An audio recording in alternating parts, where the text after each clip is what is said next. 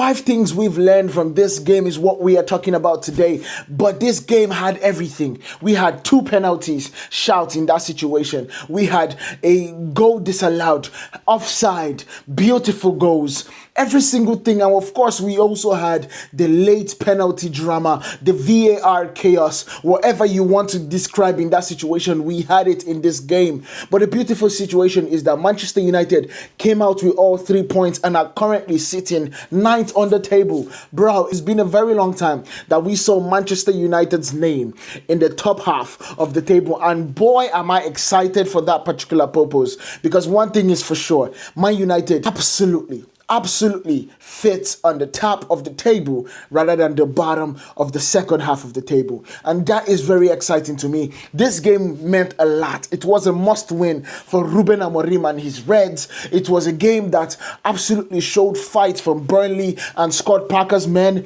This game meant a lot. So we are going to be breaking down into 5 things that we've learned in this particular game. And without further ado, let's get this party started.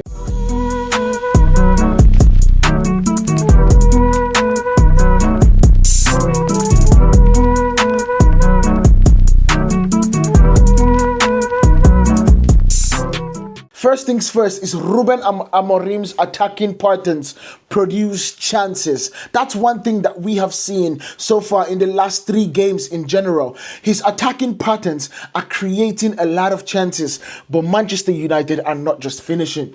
But the rest of the defense is still bleeding because we'll create chances.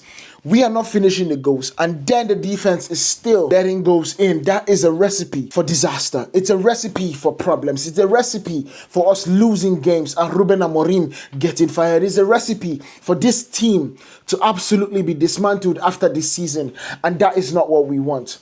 But let's start breaking it down. First half, control. United's structure created territory and pressure that was rewarded at the 27th minute opener via Josh Collins' own goal after sustained waves of possession. The beautiful thing about this, before that 27 minutes, we had already had about 3 to 4 chances for us to score. If we convert those, we absolutely win the game within the first 27 minutes. But then we get an absolutely lucky draw from Casemiro's header that hit the crossbar and then hit Josh Collins and went into the back of the net. Of course, it was clawed out by Dubravka, but it was already past the line, and so it was a brilliant goal in my opinion. And then we have to also look at the set piece fragility from both sides. You understand? Burnley's 66 equalizer came off a long throw scramble. This is absolutely blowing my mind. How we do not understand that this is a threat from Burnley, especially with Walker in the building, is perplexing to me. So what you do in that situation is that you get your tallest guy, you get the guy that honestly knows how to nod the ball. Yes, he put Casemiro there, and Casemiro is really good at nodding the ball, but Casemiro is around 6 foot. The guy that was there was honestly, if I'm not mistaken, around 6'3", 6'4". We had the likes of Benjamin Šeško, if I'm not mistaken, in the pitch at that time. We needed to absolutely do more to dislodge that first guy. Because if you allow the first guy hit the ball towards the back post, what you then see is that we are struggling for the second ball. If you allow the first ball, you definitely cannot allow the second ball. And that was the key part of this situation. A classic rest defense, blind spot. And when first contact wasn't won, the box was honestly just could not reset quickly enough, and then the ball went into the net. Unfortunately, that is the way they scored their goal, and it pissed me off. You understand? It pissed me off totally. I was absolutely devastated that we allowed that goal in. And of course, it did not end there, because in the 55th to 66th minute, the spiral was exposed. United's game state control is definitely a problem. Volatility window. Foster equalized on the 55th minute. United retook the lead in the 57th. It was not even up to a minute later through Mbeumo's beautiful finish. I have to give Ahmad credit for that. Give Dalot credit for that assist. Beautiful cutback for someone that is arriving to finish. You understand? But then we conceded again in the 66th minute. Do you understand what I mean? We let them equalize in the 55th minute, scored to go ahead in the 57th, and let them score in the 66th minute. Bro, this is too quick of a succession for us to actually let the goal in. And that is the reason why when you saw Man United get the penalty, Ruben Amorim looked the way he looked dejected. He looked like, why do we always make it hard for ourselves? And that is what it means. 3 game state flips in literally 11 minutes. It's just like that. Basketball game.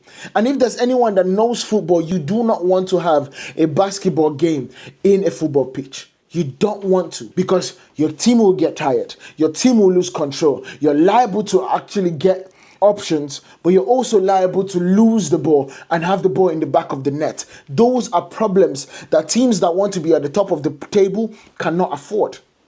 You just cannot afford. And that right there is a problem. And it's something that we need to solve. Now, the tactical read about this situation is that the swing screams transition mismanagement. That's the problem. We are not understanding, and that is where the likes of Carlos Baleba will be perfect. I've literally been banging the table about this situation. That front foot defending is just as crucial. Back foot defending is just as crucial as front foot defending. You might ask me, what does that mean? Back foot defending is somebody that is backpedaling, right? You're backpedaling, but you're passing lanes that the person is trying to pass to, and you're cutting those lanes, but you're also still cognizant of them being able to take the ball by themselves, so you can also go in and cut the lane. That is what Carlos Baleba will bring to Manchester United. Now, he's not the perfect person to do that, because he's actually better at front foot defending, meaning they have the ball and they basically go close that flyer. You just go there and you clear the ball, whatever the situation is. But we need somebody that is able to literally slow the opponents down, delay. The key part of defense is delay. You delay and let your players come back to position. And that is what Manchester United are absolutely mismanaging. Slow to reset after scoring, loose distances between the 6 and the 8 and the centre backs, and a delayed counter press that lets Burnley absolutely breathe. That was literally the relay of what happened between Burnley absolutely gaining their senses, gaining their opportunities, and literally scoring to equalize. And we cannot let that happen. We just cannot let it happen. We need to absolutely focus on how we can stop these things from happening. Because when we start playing those games, we are going to lose. Because our team is not clicking to score more goals. We cannot be going into a game expecting to score 3 goals for us to be able to win a game. That's not sustainable.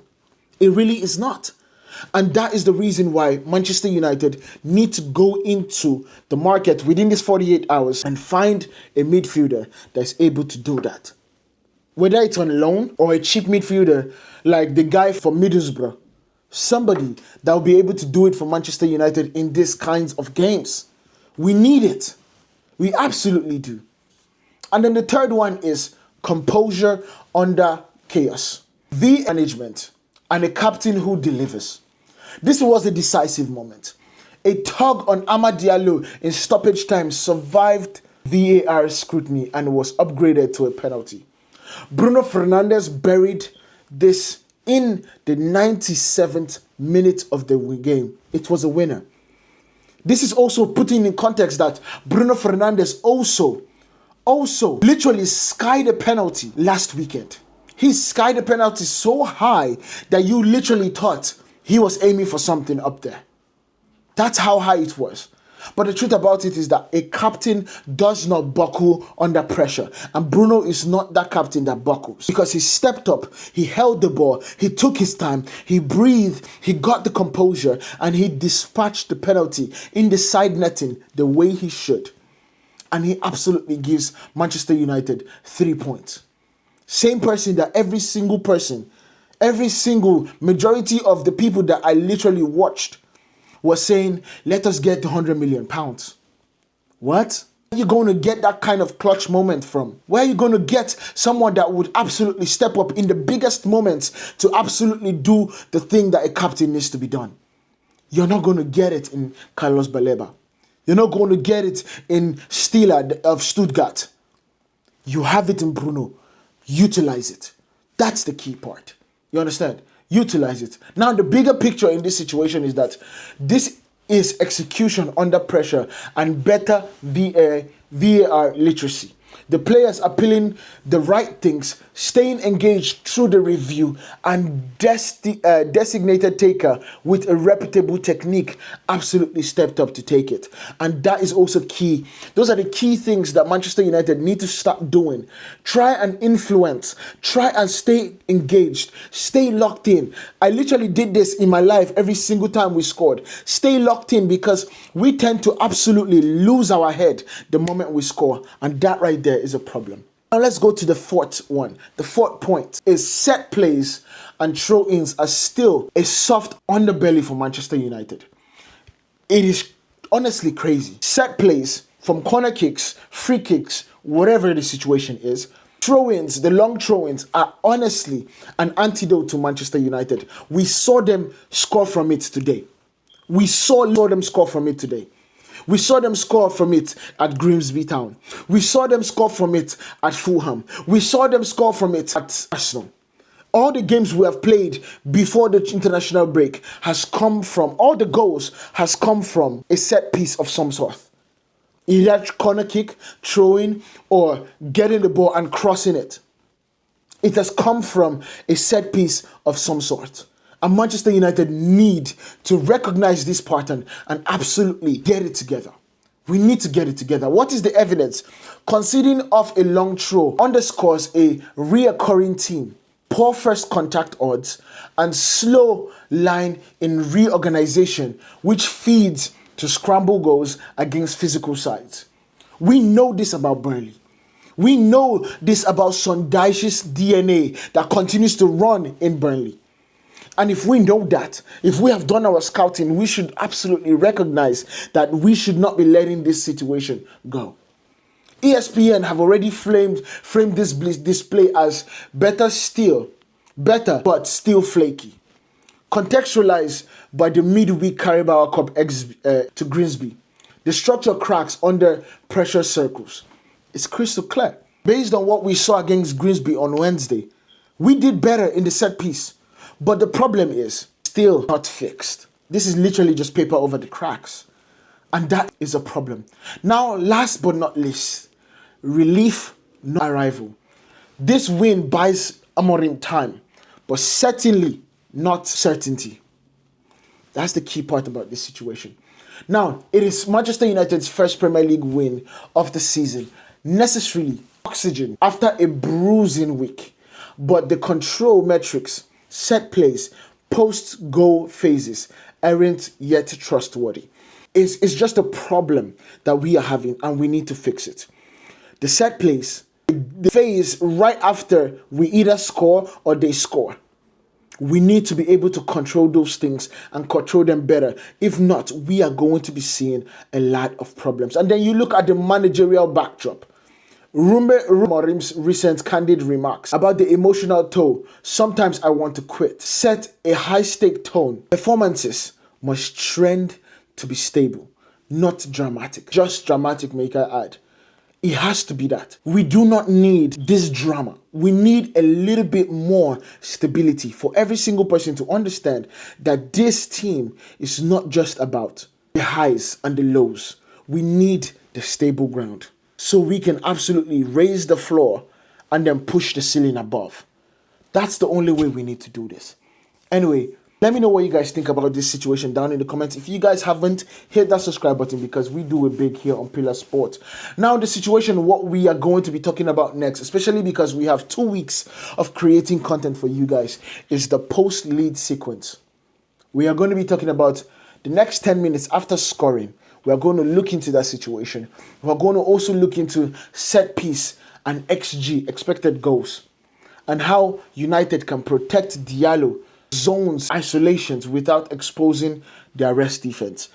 This is what we are going to be talking about within these few weeks that we have the international break. So make sure you guys are absolutely locked in. Turn on your notifications so you do not miss any post that we do here on Pillar Sports. It's much love. I love you guys. Make sure you guys have a lovely Labor Day weekend. I'll see you guys in the next one. Peace.